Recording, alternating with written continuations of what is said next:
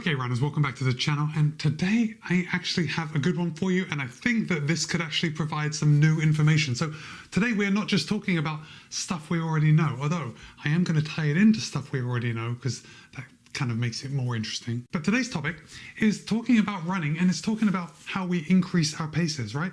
You've probably heard that you shouldn't increase your weekly mileage more than 10% or else you're going to get injured. Guess what? Turns out that's not true. Let's get into it.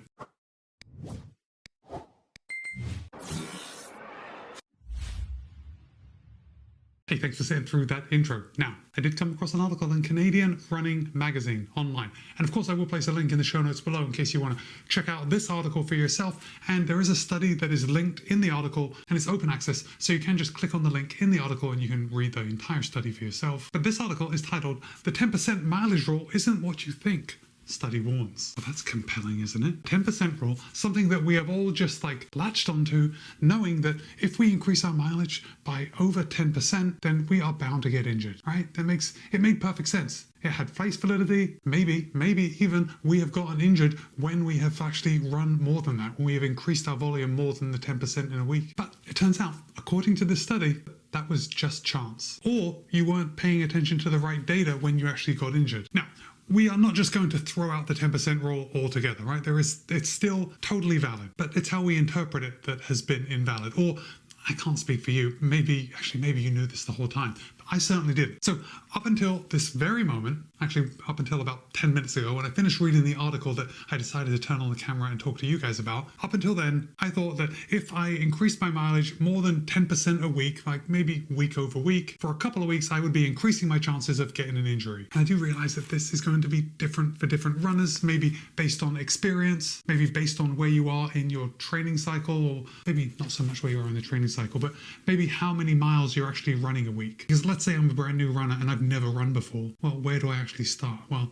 I'm going to go out and I'm going to walk for maybe a mile or two. And then what? Like the next week, I cannot increase that volume by more than 0.1 or 0.2 of a mile. No, we'd never get anywhere that way. So there are definite caveats in the whole 10% rule, but on the whole, once we are trained, increasing our 10% week over week is going to give us an injury, or at least that's what I thought. Now, there was a new study in the British Journal of Sports Medicine that found that it isn't your weekly volume that actually matters, right? Just because you increase your volume more than 10% in a week, that isn't the indicator that you are more likely to get injured. I think this is going to surprise some of you, but it's actually an individual run. That's right. It was found that runners that increase their longest run 10% or greater over their previous longest run in the previous 30 days were more likely to be injured. Now, look, right off the bat, I do see the holes in this. Like, if we are to actually believe exactly what it says, and if we are to adopt a new training program based on these findings. Because marathon training, when you get into the weeds of marathon training, yeah, I think we are increasing more than 10% our long run.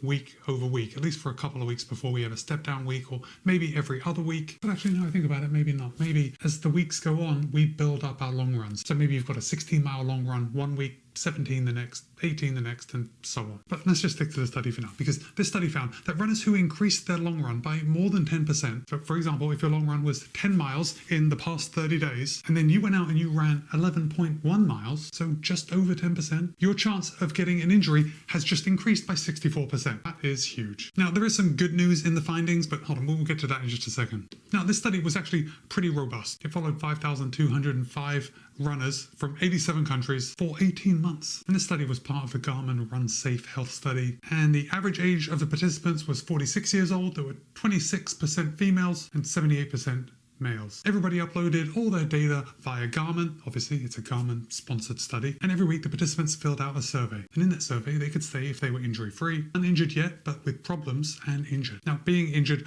was because of something that was painful or irritating, but effectively led to a decrease in training volume. The questionnaire, if the runners were injured, the questionnaire also identified how the runners actually became injured. So was it from an overuse injury? Was it from a traumatic injury? Oh, and it should be noted that any runners with a pre-existing injury were excluded from from the study. So we had 5,205 healthy runners at the start of the study. Now in total, this study looked at 588,000 running activities, and it recorded 1,800 injuries, and 72% of those injuries were from overuse. And now I think about it, it's actually quite concerning that 28% of the injuries that were recorded were traumatic injuries. Like, did that many people get in car crashes? Oh, that's a lot. Anyway, for the healthy runners, everyone was logged and compared to the previous longest run for the last 30 days. And then those runs were categorized into 4 categories. A baseline run was a run with up to a 10% increase. And remember, we are talking about the longest run. We're not talking about those normal weekly short runs that we all do, but the longest run in a 30-day period. So up to a 10% increase was considered the baseline category. The next category was for long runs with a 10 to 30% increase in volume. That was called small spike.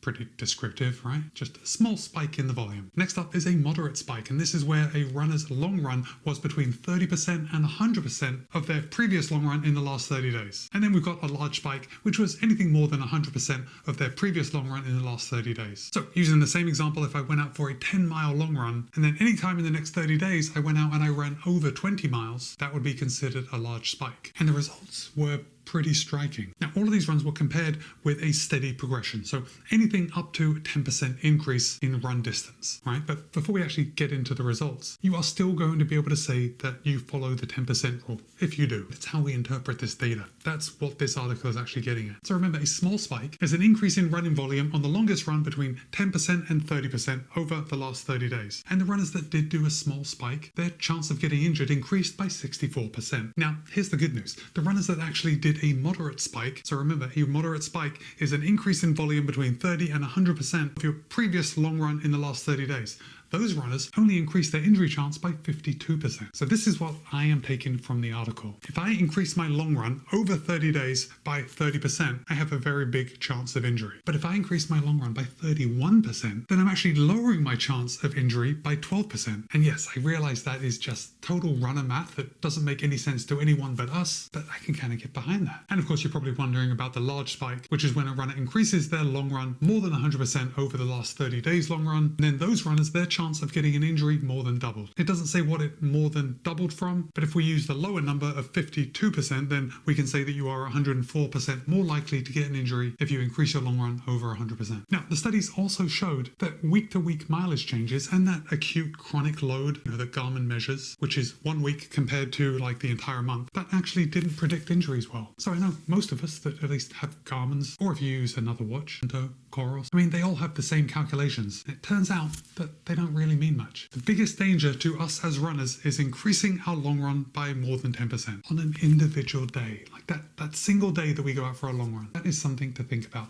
And for me, for someone that is injured and has been injured for, I don't know, coming up on 2 months now, when I get started, I am going to be starting from scratch. So where do I start? How am I going to build up? Well, I'll tell you how I have to build up. I have to build up slowly, which is going to be a pretty big challenge. But the article does also point out that you can't just increase by 10% week over week over week and not expect to see any downside. Remember, a healthy build-up does include some step-back weeks. So the article suggests, as you would think after talking about all these just terrible things that can happen when you increase a long run, the article suggests avoid piling all that extra mileage into your long run. Instead, spread it out over the week. When you need to add time, maybe just increase the warm-up, maybe increase the cool-down, and ultimately just add some lower stress additions to your run in order to increase the overall volume. It also suggests that if you're building to get to a certain number of kilometers or miles in the long run, you break it up into baseline increments every 2 weeks. So because I live in the United States, we operate in miles. So let's say you want to build up to a 20-mile long run. If your current long run is 15 miles in the last 30 days, then you can just add 1.5 miles on every 2 weeks, which I suppose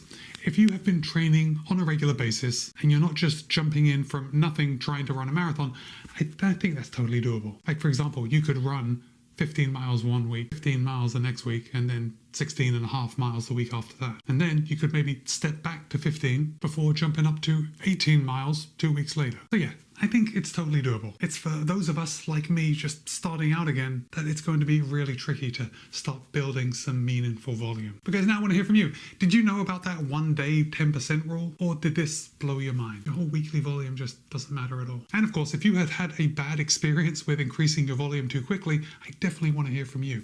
Drop a comment and let me know. But for now, it's Matt B. This has been a new way to look at the 10% rule. Be kind, be happy, run well. See you in a couple of days.